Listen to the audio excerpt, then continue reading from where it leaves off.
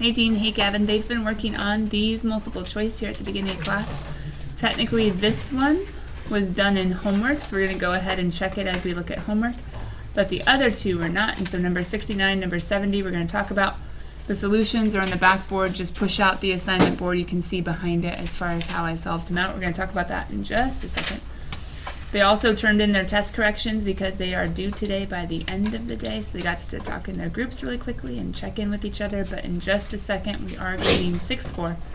Before we come back and then cover section 6-5, trapezoidal rule, which is the very final section of chapter 6, and so I also reminded them, warned them that a test is coming and soon. That a test is coming and soon. And so we're going to come back to section 6.5 in just a second. But for now, let's go ahead and see how they did on the first couple. Multiple choice. All right, guys, E and E. How did we do? We did all right? Okay. Number 69, you had to plug in pi in order to get your y value, your f of pi for your tangent line. You have to plug in pi, but pi to pi is easy. That's 0. That's why on the backboard I put y minus 0 equals m. That's the slope. The derivative, I need ftc. Derivative of an integral from a to u is just plug it in, cosine cubed of who? Of pi. Cosine of pi was -1. What's -1 cubed? -1. I put in -1, right? Yeah. And the -1 distributed to the x and the negative pi, which made it pi minus x, letter E.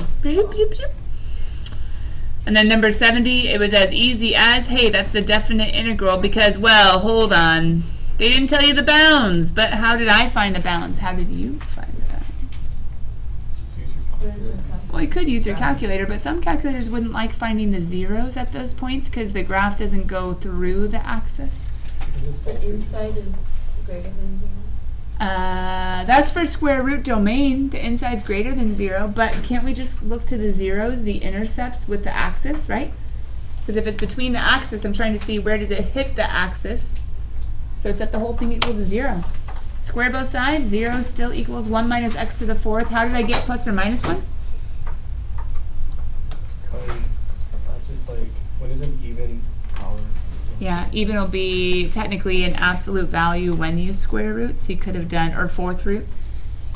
The fourth root of x to the 4th would have been x, the fourth root of 1 would have been 1, but the fourth root of x to the 4th is an absolute value of x, so you get plus or minus 1.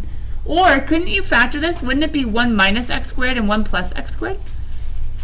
Doesn't 1 minus x squared have 1 minus x and 1 plus x as factors? That's how I did it. But anyway, it was a simple plug and chug because look at those decimals. Some of you were like, wait, we're supposed to integrate that? No, not yet. Ooh, not yet. That'll be fun. But the final answer was 1.748. Alright, let's go ahead before we get to section 6.5 and trapezoidal rule. Let's go grade. So I had this up at the very beginning of class so you guys can be grading your first few integrals. Well, I guess number 8 was just a good old FTC taking a derivative of an accumulator. 28, do you remember the boo rule for integration? Derivative of boo is boo lim boo. Integral of boo is 1 over limb times boo. And then number 40, ooh, did you think to rewrite? I would have rewritten.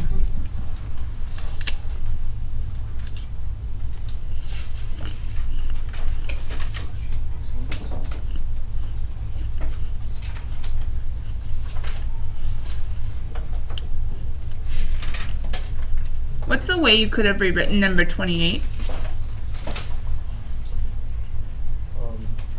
ln 3 cubed. Mm-hmm. Could have been ln of 27, right? The 3 could have been brought up as a power, ln of 27. I'm not sure they would have done that, but it's possible. And number 40, all that work for 0? Yes, but did you get it? Heart method, or as ABers are calling it this year, butterfly method, I don't know. The square root of u, both sides need to be divided by it. Root u over root u is easy, that's 1. 1 over root u is u to the -1/2 power rule. Antiderivative, plug in your top bound, plug in your bottom bound. But 4 to the 1/2 power is a square root. So 2 times 2 is 4. Minus 4 is 0, and 0 minus 0 is 0, so everything is 0. And number 44, that one's nice. Isn't the integral just going to be what? 4? Oh, wait. Okay. So it's 4 going from here to here, the negative 2 to the 0. It's negative 4 going from 0 to 2, but in this problem you're supposed to be finding the absolute value integral. How did they know to split it up at 0, guys? Because when you solve for 0, Because for absolute values we're always supposed to solve for the zeros, and so for solving for the zeros we would factor, and factoring would give us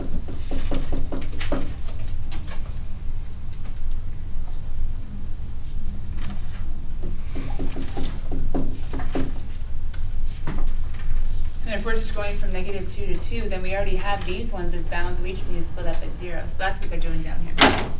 But what they're showing is antiderive this piece with FTC, antiderive this piece with FTC, and then absolute value both, which is 4, plus absolute value of 4, which is 8. So there's our final answer,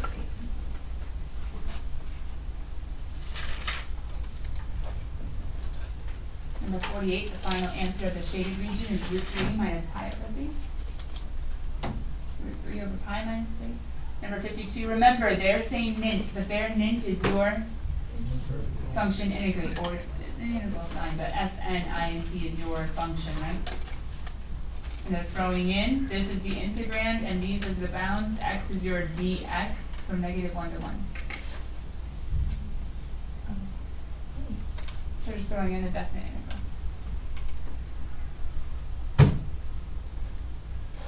Number 58, you can see at the end what they're solving. This is that big old graph one. So letter A, 2 units per second, or just 2. They didn't really give you units, I understand that. Letter B, at 5, they saw the decreasing nature of acceleration, of velocity. I apologize. They saw velocity decelerating. No, they saw velocity decreasing, which meant acceleration was negative. I know it's messing all that up. For letter C, I think you had some geometry. Now, some of you might have been like, but there were curves. Weren't there curves later on in the graph? But where they were asking, it was a straight linear, or at least as straight as I could tell, and they gave you no other clues to solve for it, so you had to just think of the area as being a triangle, 1/2 base times height. It would have been nicer if they'd actually given you the piecewise or shown clearly that it was a line, like with a sharp point somewhere else, but once again, it's not College Board, it's a textbook doing a good job of the right types of problems, but anyway, they meant for you to see that it was a line, and then you could take the area of the triangle. The largest value would occur at 6, and they were talking about how there's a critical number, and the second derivative is negative, which means there's a relative max. I don't think this would be sufficient.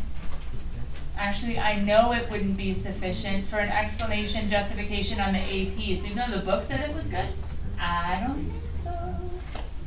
Because you guys would have had to test with the endpoints and be like, not only is it a relative, this just shows relative, concave down with a horizontal tangent, that's a relative max. You would have had to be a bit more detailed to explain why it's the largest, absolute max.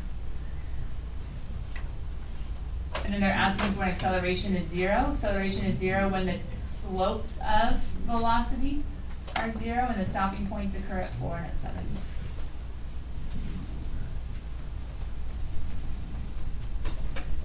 For letter F, it's talking about the movement of what the particle is actually doing as far as at 0.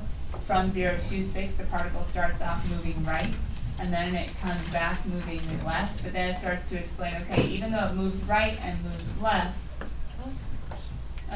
they start talking about the derivative and the rates and the values. I would have started talking about the areas, because I think the displacement to the right is bigger than the displacement to the left, which is why, oh, they did say that the area below is smaller than the area above, which is why the particle will never return to the origin. I think that was what they were asking. And then you're answering that's on the positive side, because looking at the accumulation of the area, from 0 to 9. The area above is greater than the area below. So it kept on moving towards the right from the origin. Yes, it would come to the left, but then it would go ahead and loop to the right again. It ended on the right. Is that it? Yeah, there we go. All right, odds or evens. I have the book open. I'm ready. What do you want to see? What do you want to hear? What do you want to rehash? What do you want to think about deeper? Yeah. 76. 67. 67. Anything else besides 67? Going once, going twice? 48? Anything else besides 48 and 67? Two of them I can probably do quick and not get people to the boards to save on time.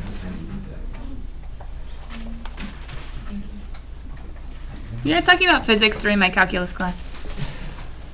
Okay, number 48. Bloop, bloop, bloop, bloop. I think we're just supposed to find that area, right? So what do you guys notice about the area? What's missing? Missing? Nothing. It's right. Oh, why did they show a rectangle?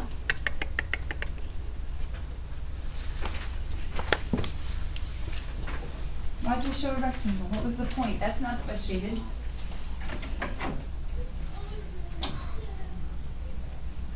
Oh, come on. You guys know this? Some of you did this. Didn't you? They don't want, like, they only want the area from Right, there, from here to here. But the problem is, what does an integral solve for? Does it solve for curves or random horizontal line? Curve to the bottom. So if I do an integral, what's it going to include? The whole thing. It's kind of like if you were doing one of these, right? Do I want everything? No, but I have to find the square and subtract the circle. That's just how it works. That's SAT math, right? But I don't have that. I have this. The whole thing is the integral, but then I need to subtract, right? The whole thing from pi over 6 to 5 pi over 6. Unless you want to be snazzy and like go halfway and then double it, you can do that too. But halfway is pi over 2. I'm not really sure that helps a lot. If I can do the whole thing, just what would I subtract? The area of the... Okay, so how do you find the area of the rectangle? What's the base of the rectangle? 5 pi over 6 minus pi over 6, which would be 4 pi over 6. I think that's 2 pi over 3, isn't it? Yeah.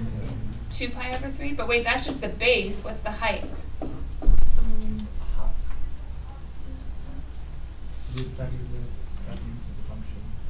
Once again, nasty, right? Wait. Not nasty. It's not their fault. I mean, they didn't purposely leave that off. Actually, they did. Isn't this sine? What's sine of pi over 6? It's not a guess. We know it's 1/2 because sine of pi over 6 is 1/2. All right, base times height. So that's a simple cosine of 5 pi over 6. Antiderivative of b minus cosine of pi over 6. Antiderivative of a minus the 2's reduced pi over 3.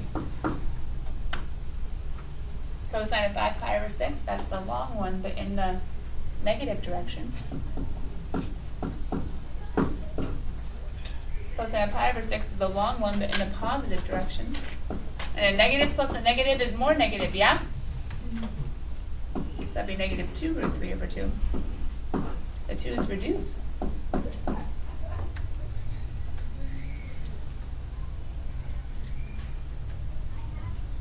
Oh, integral of, oh brother, yeah, integral of sine is negative cosine. Blah, blah, blah. That's silly. See, I haven't gotten my head wrapped around going backwards either. It's not starting with a C, it's ending with a C. There we go. So now I have a positive 2 root 3 and a positive root 3 minus pi over 3 is my final answer. Good question though. There was a bit of trickiness to that. But the whole area was the integral, and then we had to subtract the rectangle, and we had to know trig in so many ways. Unit circle and simplifying. Yeah? So for this question, I think you can just imagine like a shift the original graph and then like create a function of the shifted graph and then solve the integral of that. Why is Lorenzo imagining the entire graph being shifted down 1/2? If it was down 1/2, would there be a random rectangle? But then what would your equation look like?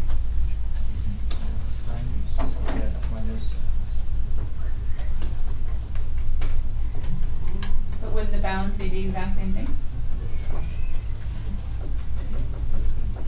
didn't want to think about the rectangle. Remember how with all those ones we were doing when you shifted up, we had to add a rectangle to the area? He's saying why not just take it away and shift it down? But then in doing that, you still would have had your negative cosine, you just would have had what else additionally? Yeah, negative 1/2 times your e minus negative 1/2 times your a. And then you would have had your same integral that we saw before. Yeah, good, Lorenz. That's another creative approach. Might be easier, might not. I think where most people would have made a mistake is either an anti-deriving or a unit circle. But, yeah, if you like the shift down, that's not bad. That's not bad. And then the next one was, I'm so sorry, who had it? Kevin? Victor? Victor. 67? Yeah. Cool. So number 67, let's get out of this real fast. He's not on this page, he's on this page. Oh, the true false. Okay, remember, in true false questions, especially when they give us specific points, I'm trying to find, where is this? 76 is over there. Sorry, my zooming is not working in my program. Oh well, let's go find it. Okay, we know the answer is D, like it's showing up there and you guys were able to find that in the back of the book, etc. However, check out your clues. Your clues tell us that, come on computer, you can do it, put a little power to it. That we have an accumulator function from a to x. They've given us f of x, right? F of 3, f of x is equal to 4, and f of 5 is equal to, we don't know, we're trying to find it. Now we are allowed to use our calculator, which is super cool. But in thinking of how to arrive here, we have a few different options. Oh, now it shows up. If I go trying to actually plug in, like f of 3 is 4, so I could plug in 4, and f of 3 is from a to 3. What's the struggle about me thinking it like this? Which isn't bad. I'm like, hey, x is that, and hey, y is that, and I can plug into y and plug into x. What would I need to do to actually be able to solve traditionally for a?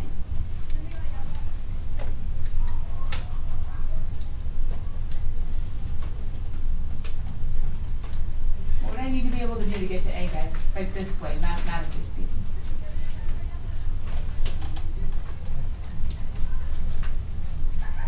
Oh, really? We don't know?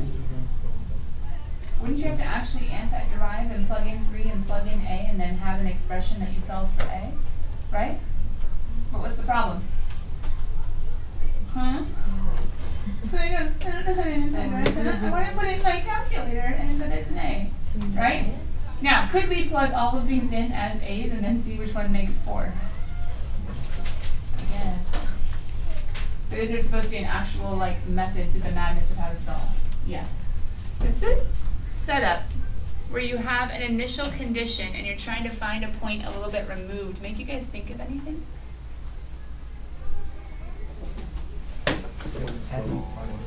Integration as net change. Ooh. Integration as net change says give me an original and I'll give you a future one, right? How'd you guys go about making it match? Don't tell me that you plugged in all the different ones and solved for a that way, even though that would have worked. What did you guys do? You can do the line. Reduce the.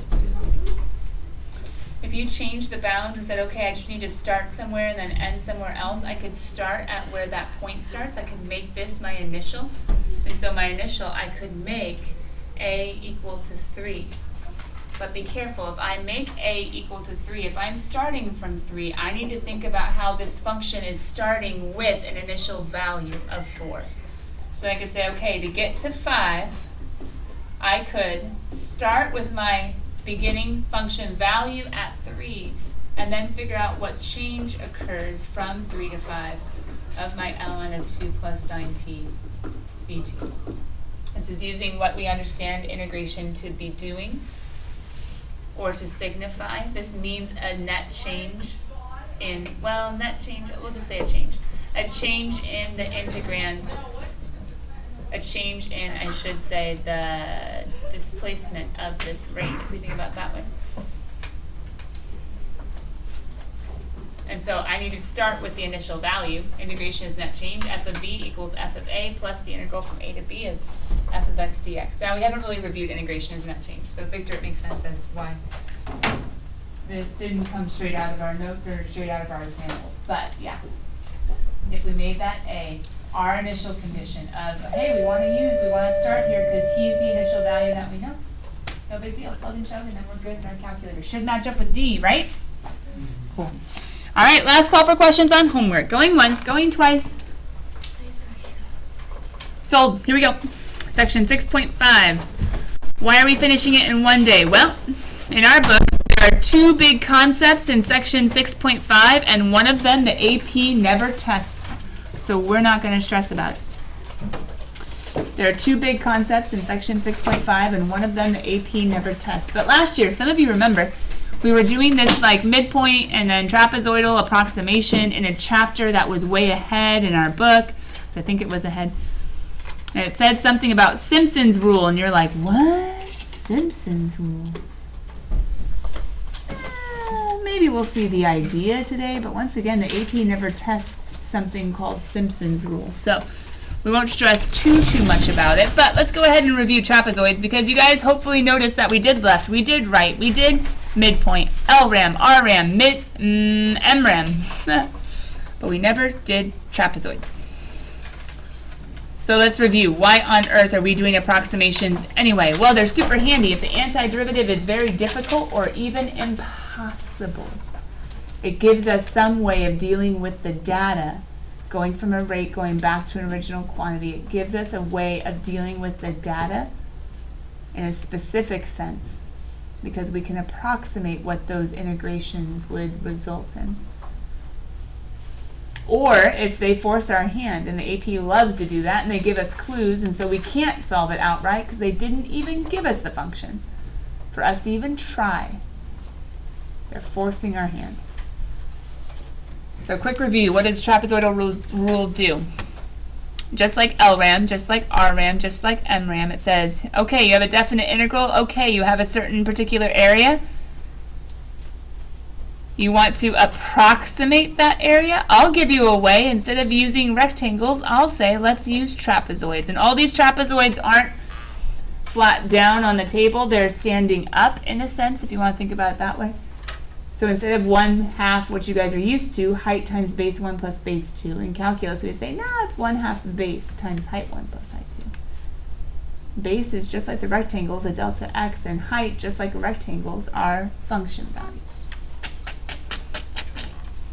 And so last year, what did we put in the forever card about trapezoids? I think it was just the area formula, right? Because everything else kind of got lumped underneath Riemann sums.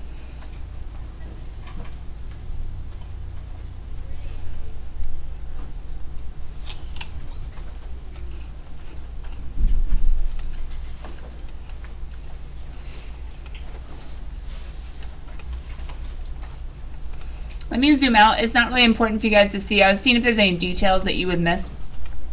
This is just a generic picture. They didn't give us the function. We do see there are 4 trapezoids. That's true. But we don't see the function, so it's not like we'd actually be solving this anyway. Remember, your area could start away from 0. My ones that kind of had fun making Riemann sums from the LRAMs, RRAMs, MRAMs, so we could use our sigmas in our calculators to solve. You could start thinking about what you would need to do for trapezoidal approximations, how you would get a computer or a program to process that. If n equaled 100 and we were doing trapezoid approximations, how would you tell the calculator to do it? That's an interesting problem to be pondering.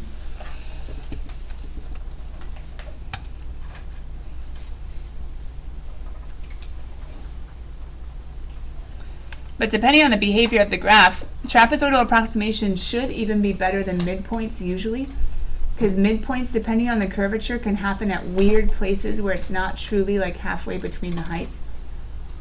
because midpoints are just halfway between the x's, which can fall sometimes halfway between the y's, but sometimes not. Trapezoids actually do try to skim that graph. There's some error, but not near as much. But for those of you trying to think about how to program it in your calculator, it's harder, it's trickier, and if integrals come from us going to infinity of whatever shape, well, let's just use the easy rectangle as a shape. Now guys, I'm going to zoom in on what the book would call the trapezoidal rule. We never made a forever card out of this, even though in years past I did. Because the point, and more the AP is forcing your hand, the point is not knowing what to do with equal subintervals. The point is not only knowing what to do with equal subintervals, but knowing the general idea to apply to unequal subintervals. So if you guys remember, the AP loves to give us like a table of points, and they're kind of like at weird distances apart. A jump of 2, a jump of 4, a jump of 7, a jump of 3. So this whole summarizing the trapezoidal rule into one nice little statement where it's like, oh hey, all the bases are the same, yay, I got to factor it out. And all the heights, well this one needed a height 1 plus height 2, but then the height 2 got used with height 3, so he gets used twice, and the height 3 gets used with height 4, so he gets used twice. All of them get used twice except for the first and the last. I mean, it's good if you have equal subintervals, but if they're not equal, I can't pull this out, so all of that combining is illegal anyway. So, I mean, it's good. I'm not going to have you memorize it though, but maybe if you see it, you'll kind of recognize like, oh hey, I think it's trapezoids because it's height 1 plus height 2 plus height 3, which doubles, height 3 plus height 4, which doubles, all the way to the very height of B, which ends it, and I'm done. So if you do want to kind of at least be familiar or be able to recognize this, this is technically x sub naught is your f of A, and x sub n is technically your f of B. And remember, trapezoids are going to hit both the very first height and the very last height, which is so different than left or right or midpoint. Left only hits on the left and then one away from the right. Right only hits on the right to one away on the left, and midpoint, well, just hits at all the middles. So no forever card on this, but I have seen it show up slightly on the AP every now and then, but more often than not, we're not dealing with equal subintervals, so sadly we'd have to kind of just do our A1, A2, A3 idea. Even our going to a sigma notation is going to be messy, because that only works once again with equal subintervals, which is a bummer. All of that to ask you guys to approximate from 0 to pi of sine of x dx with trapezoids for n equals 4 and n equals 18. If you want to actually write it out, that's okay. If you want to try to use sigma, because you're trying to learn some of that programming, that's okay too. How would you find the trapezoidal? Oh, I'm just going to plug it in my calculator. You're wrong. I don't want the exact. I want the approximate. Yes, I showed you a graph in case it would help. You and your groups, go.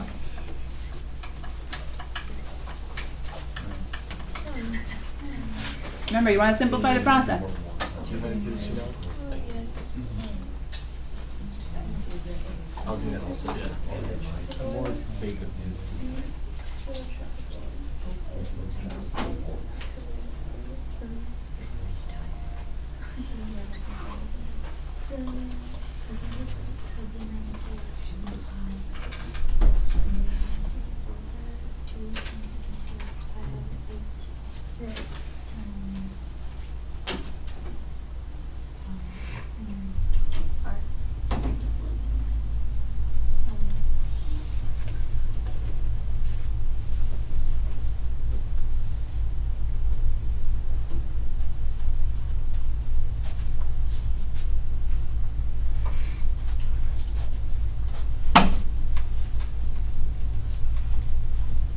Your base is a delta x. And your height 1, height 2 are f of something values.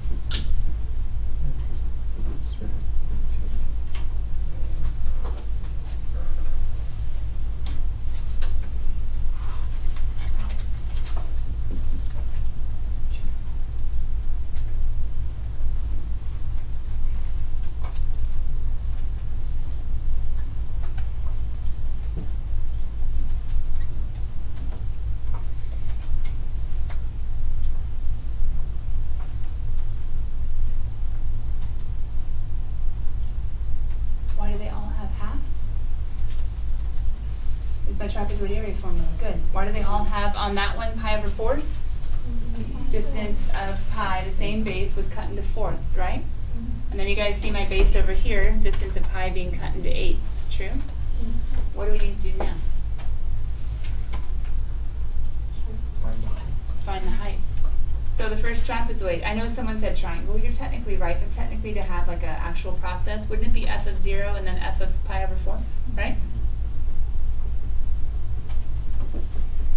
But in just a second, aren't I going to use pi over 4 again? Before going on to pi over 2, and then aren't I going to use pi over 2 again? Do you see this doubling up of the rule if you have equal subintervals? I'm going to use f of 3 pi over 4 again before getting to pi, but once I get to pi, I'm done because I've reached the end of my area. So if I was actually trying to plug it in using like the trapezoidal rule to kind of simplify things a bit, I could say, okay, the area approximation for n equals 4 is approximately 1/2 times pi over 4 times f of 0 plus 2 times f of pi over 4 plus 2 times f of pi over 2 plus 2 times f of 3 pi over 4 plus f of pi. A lot of you guys know unit circles, so you don't even necessarily, unless you need to like stress too much. Maybe you could just go to plugging it in because you're just going to sine, right? And that might work pretty well. But we see a definite pattern, right? So if I was doing a sigma notation for n equals 8, maybe I'll bring it up here so I have a little more room. How could we generalize? Does anybody think through the programming way? How to use the sigma to get it all done?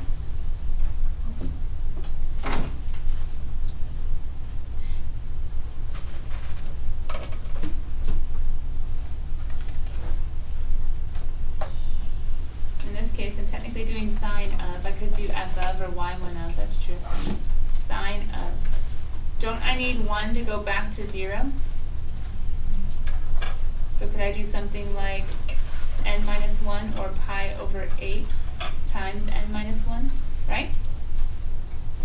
Sine of 0 pi over 8 and then 1 pi over 8, 2 pi over 8, 3 pi over 8 plus, wouldn't this one just be sine of pi over 8 times n? Would that work? So this would be doing sine of 0 pi over 8 when this was doing sine of 1 pi over 8. Oh hey, it'd be my f of 0 and f of, well, this one, my next pi over 8. And then if I plug in 2, then this would be, okay, the 1 pi over 8 and the 2 pi over 8, and then the 3 pi over 8 with the 2 pi over, oh sorry, the 2 pi over 8 with the 3, 3 pi over 8 with the 4, 4 pi over 8 with the 5. Yeah, this will work.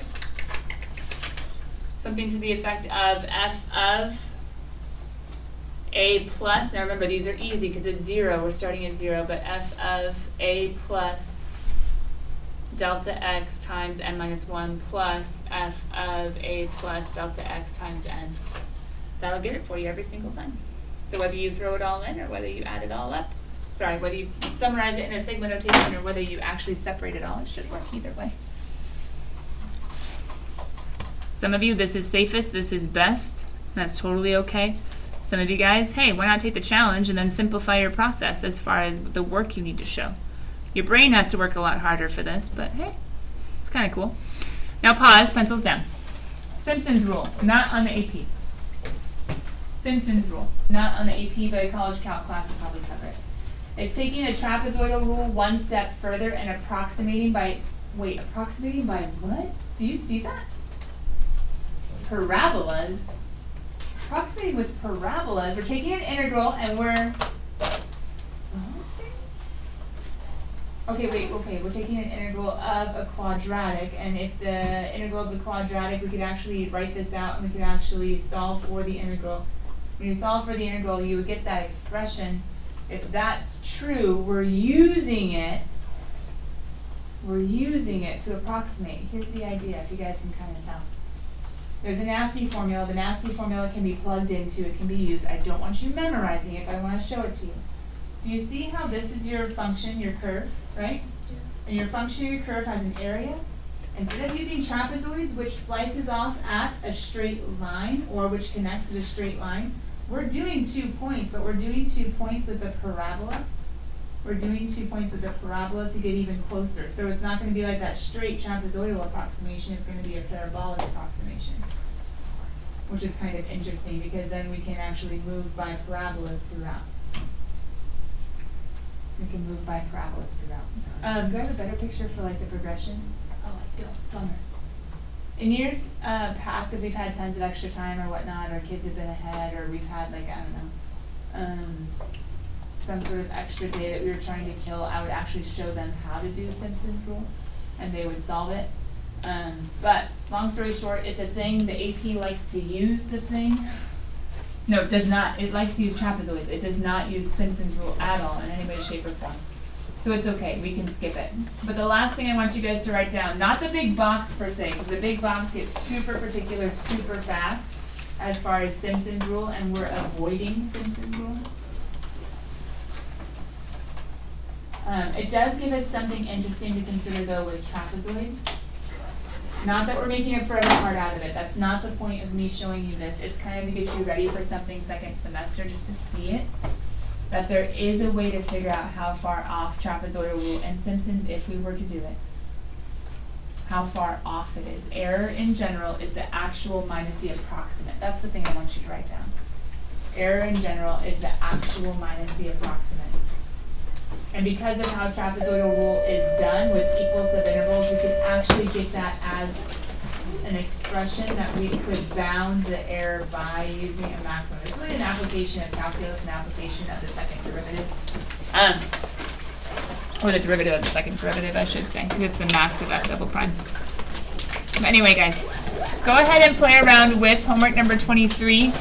Remember that the key point is just, can you do trapezoid approximations? That's it. Anything extra that you see, I'm just trying to broaden your perspective a little bit. Sound good? Okay. Bye, guys.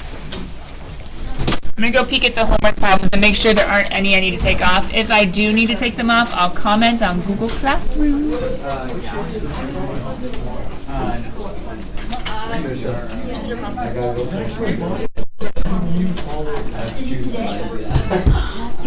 Slides? Oh my goodness. I have my legacy work and I'm making another one. Oh, it's gonna be, what's it called? What I think. I mean, you should be fine.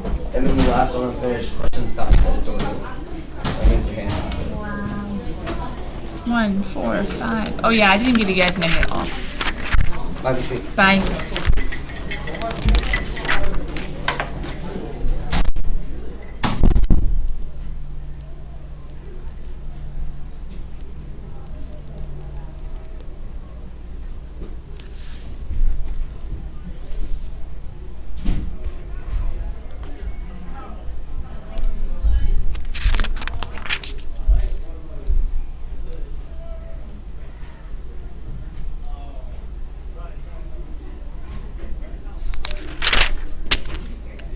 Nope, homework's good to go. I don't see any Simpson's rule in there or any error. I was just kind of showing you guys the idea just to be able to see it. And when we talk about error second semester, we might come back to it just a little bit. All right, catch you guys later.